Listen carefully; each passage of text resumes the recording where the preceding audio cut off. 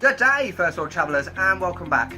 Are you planning a short trip to China? Are you stressing about having to get a visa? Well, don't panic, this video will hopefully help you out.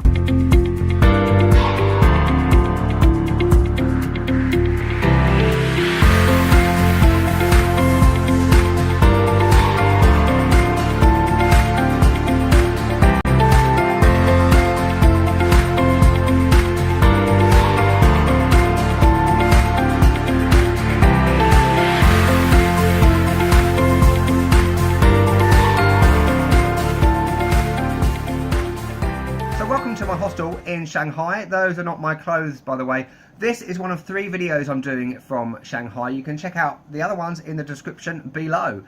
Now, many people seem to be put off when it comes to coming to China purely for the fact that you have to get a visa, you have to pay for it, it can be very expensive, and also it can take a lot of time. However, if you're coming to China for a short period only, there is another option you can do, which is what I've done. China operates a free transit visa, which is absolutely fantastic. However, the only thing with it, when you're researching it, it can seem like the most complicated thing on the planet. So hopefully in this video, I'm going to simplify it for you with 6 points while sharing my own experience. And because this can seem somewhat complicated, I am going to put further information down in the description below. When there is a point of this video where it will be useful to look at that description, I'm going to put a little red arrow going down.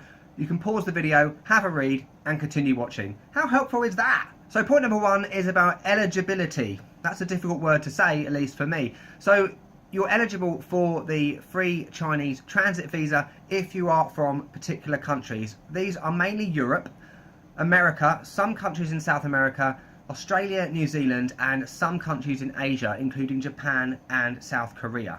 The second point is about time. So there are 2 time periods in which you are allowed to enter China. The first one is 72 hours. This is if you arrive in Beijing on a plane. Again, there will be further information about this below because there are other cities that 72 hours also applies to.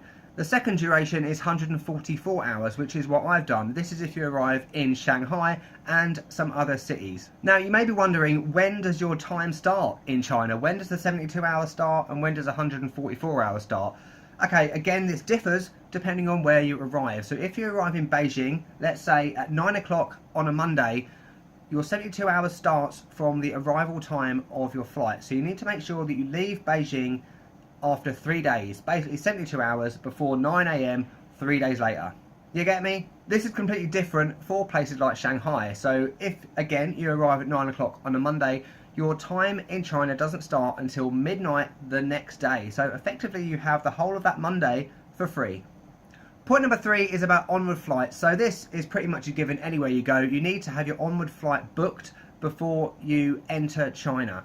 And you need to have proof of that. It needs to be a confirmed seat, etc.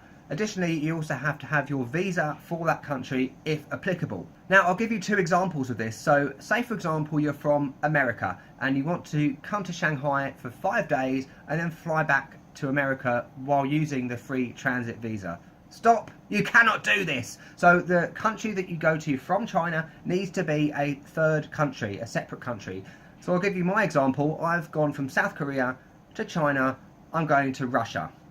Simple, and it works. The 4th point is about at the airport. So one of the things that stresses me out when I get to new countries is that what do I do when I get to immigration? Where do I go? Do I go to the right place? Am I in the right queue? Etc. You know what I'm talking about. But I must say, my experience coming to Shanghai airport was easy peasy, absolutely brilliant. So basically there's a sign saying 144 hour or 72 hour visa. You go to that queue, bingo. And the great thing about it is that you don't have to queue with the millions of other people. In my case, there was only 3 people in front of me. Fantastic. Make sure you fill out your arrival card on the plane. As always, when you get to the desk to get into China, you have to fill out another one. This is a blue card and it's specific to the 144 hour visa.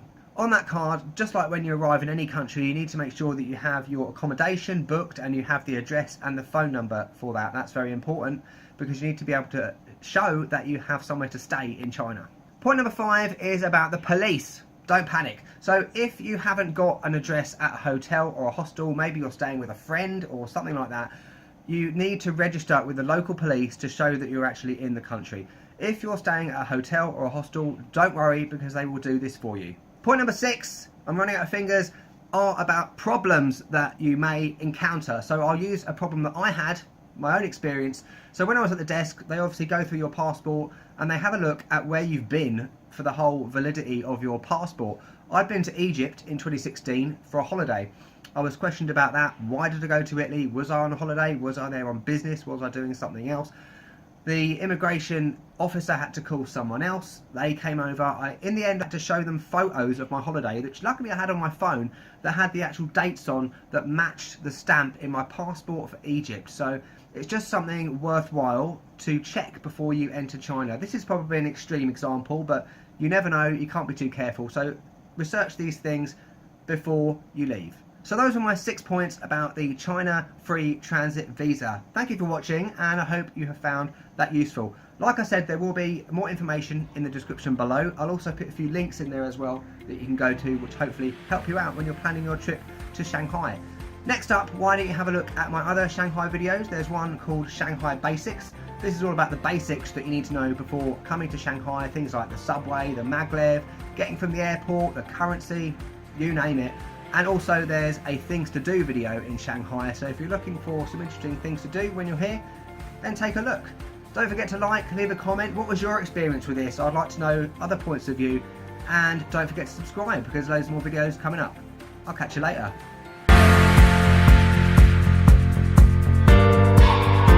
Now, many people seem to be, fuck's sake, in this, oh shit's sake, and because the visa can, and again, look at the description below. Fuck's sake. Oh shit. I'm gonna give you fuck's sake, that had the date on the current, the fuck's sake. Oh, fuck's sake, I messed it up. So if you're looking for some things to do in things like the subway, the maglev, the currency, everything. Fuck.